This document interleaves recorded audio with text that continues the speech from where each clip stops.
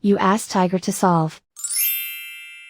This deals with linear equations with one unknown. The final result is x equals -6.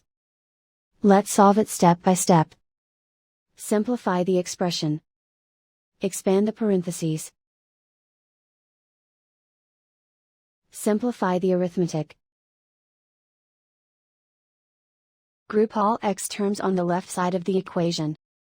Subtract 2x from both sides. Group like terms. Simplify the arithmetic. Group like terms. Simplify the arithmetic.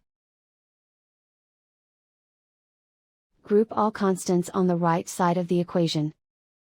Subtract 12 from both sides. Simplify the arithmetic.